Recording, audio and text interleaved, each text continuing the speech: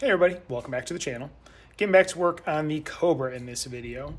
Last video knocked out some little upgrades here and there, and I'm going to continue on with that in this video, just trying to make the thing look a little better, clean some stuff up, replace some worn out cosmetic items, things like that, just making it that much nicer of a car.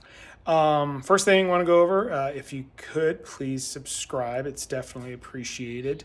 Helps with the algorithm, all that fun stuff. But yeah, so I'm going to get this thing turned around, and first thing I'm tackling is sun visors.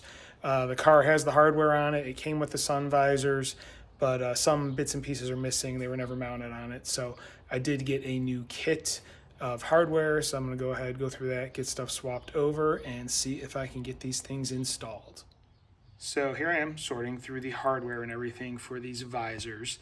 And if you watched my previous video when I installed my wind wings, I did have to steal some hardware out of this kit to finish the wind wings. So I went through, sorted out what I have here. Kind of interesting. For some reason, I got a whole bunch of these little brackets, and you only need 4 of them, but it came with a nice bag full. That's all right there. It looks like with what I have left, I have enough to install these pieces on the visors, which are up there. I have the screws that I need for putting the little brackets on the windshield frame. It's basically, I'm short 1 through bolt for this one here, as well as the washers and nuts for all those through bolts.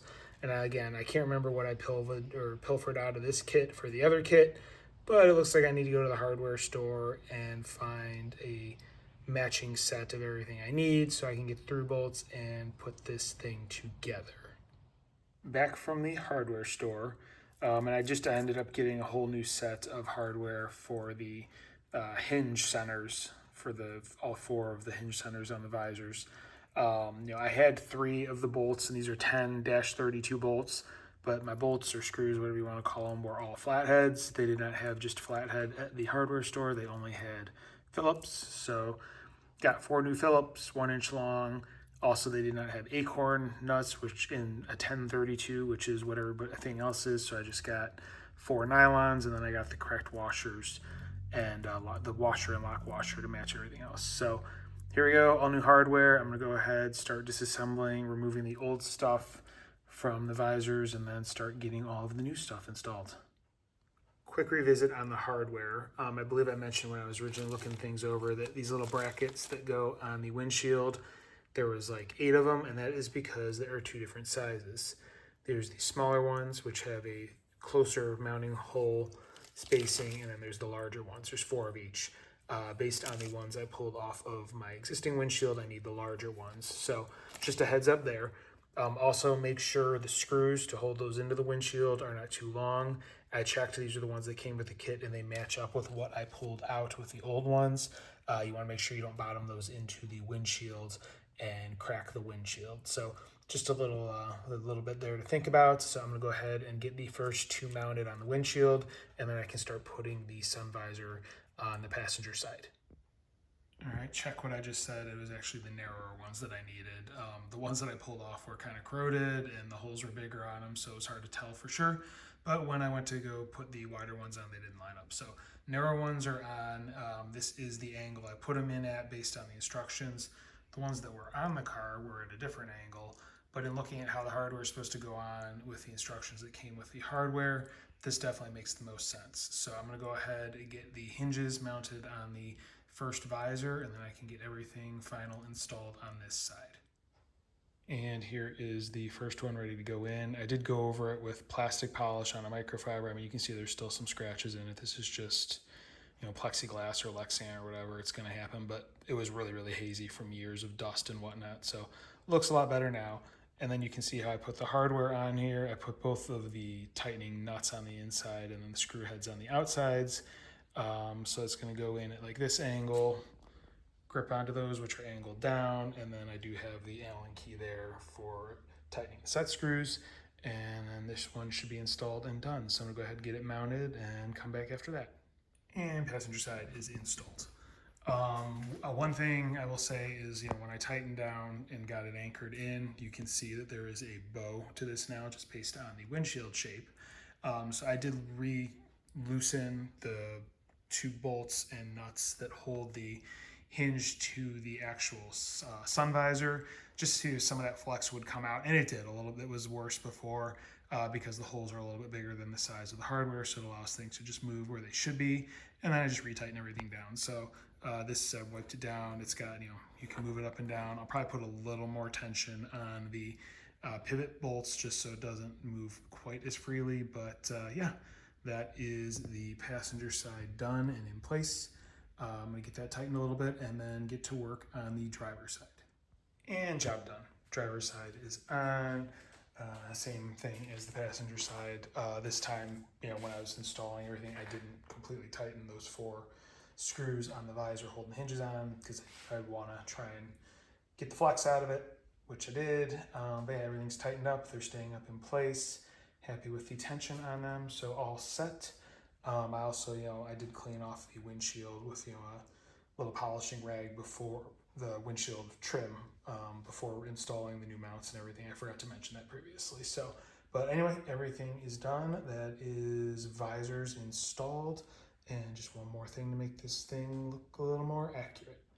Next on the list in regards to cleanup is this hole here that I have on the passenger side footbox from when this had the Ford 5-liter EFI wiring harness going through into the ECU, which was mounted in the passenger footwell. As far as the hole goes, I actually have like the Cobra manufacturing plate that's, the repop, and it's actually a perfect fit to cover the hole, but the proper spot to put it is here on the front, when you look at a Cobra versus, having it there just kind of angled. And I was messing with it, and, while it would cover the hole, it just wouldn't look right being angled and whatnot. So I'm going to put it where it's supposed to go, and I'm just going to make a blanking plate out of aluminum. They do sell rubber plugs to go there, but I just don't think that's going to look right. I'd rather just make a aluminum cover plate, dress it up a little bit, and then just drill it and rivet it and be done with it. So I'm going to get to work on that. I do have some sheet aluminum laying around. We got a nice little scrap piece I can use, and take some measurements, cut a piece, and make it look nice, and then get it put in place.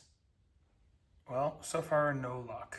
I'm trying to use this little drill-mounted shear that I got off of Amazon. You can see the part there that says it'll cut like 1.5 mil aluminum. This is not very thick aluminum.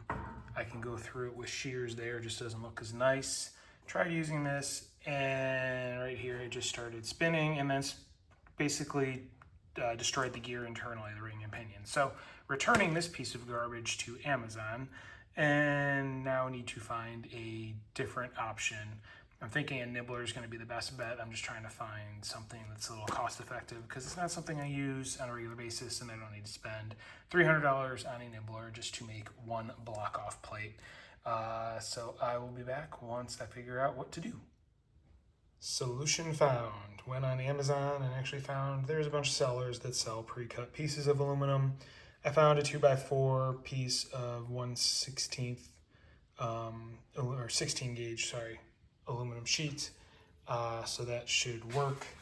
So that will be delivered tomorrow. Once I get that, I can go ahead and install it and cover that hole, and that should look all right there. It's 4x2. The hole itself is like, if I remember, 1 3/4. So it'll be a little tight covering the sides, but there should be just enough to get some small rivets in. I'll mark it and drill it and have, a nice little evenly spaced rivet surround, and then get it installed. So more to come once that part arrives. Next day, and Amazon did come through. Here is my 4" by 2" piece of aluminum. You can see it's got the protective wrap on both sides. I already went ahead, put some tape on it, and then marked in 1/4 inch all the way around where I want to drill holes for rivets. So I'm going to go ahead, grab a drill, start putting holes in this thing. Then I can get the protective film taken off, clean up the edges a little bit so it's not so sharp, and start drilling holes on the actual upper footwell panel where this is going to cover the existing hole. So that being said, going to get to work with the drill. There it is, patch panel riveted in place. Doesn't look beautiful, but it doesn't look terrible, and it's better than a gaping hole there feeding hot air onto the legs of my passengers. So One last thing I think I'm going to do in this video is get that Cobra plaque, you know, the little manufacturer plate put in place and get it riveted in. And then I think I will call this job done and end the video. So I'm going to go grab that, grab some rivets, and get that put in place. And there it is. The manufacturer plaque is in place, roughly where it would be on an original. So yeah, it looks pretty good. You know, like I said, with that patch, I'm not as happy about it as I could be, but I also do have the big block oil catch that they used back in the day, and I am going to restore that and put it up there on the top of the passenger footwell, so it'll kind of cover that once that's in place. So yeah, better, you know, looks better than it did, and you know, I will definitely, you know, take it. Better than having a hole, and you know, I'm happy with the plaque and where it is at on the footwell. All right, it's been a few days, and I think this is where I'm going to wrap this video up. Last night, took the car to a local small cruise-in, had a good time, got a lot of compliments on it. It was, you know, pretty nice just sitting there chatting with people about the car. So that was pretty cool. And then today, just got back a little while ago from a large car show at the Maps Museum in Greene, Ohio, right next to the Akron-Canton Airport. There were well over 500 cars that showed up. It was a really good time. Again, ton of compliments on the car. Talked to a bunch of people. Let some people take photos inside the car. You know, a bunch of people wanted me to fire it up for them, so I did that. So it was pretty cool. Do have a bunch of photos that I took from, well, not a bunch, but I have some photos I took from that show. A couple just kind of doing some overview of all the cars that were there. And then I do have some of the nicer Shelby related cars that I took photos of. So I'm gonna throw those in at the end of this video. Sadly, I forgot to take any photos of my car. So I'm gonna scour the internet real quick, see if there's a couple that I might find from, you know, some friends or whatever that were at the show. But if not, there will be none of mine, but there will be some of some other Shelbys. So that being said, you know, hang around, you'll see some photos at the end of the video. If you like what you're seeing, you want to follow along, see where things go with, you know, either the Cobra, the MR2, or the Jeep, please hit like, please hit subscribe, please hit the notification bell. You know, I have, you know, stuff coming up on all three of them, so I'm not sure what the next week's video will be. Might be on the Jeep, might be on the MR2, I'm not sure. So if you have any questions or comments, please leave them in the comment section. I do review them, I will reply. That being said, thank you very much for watching, and have a great day.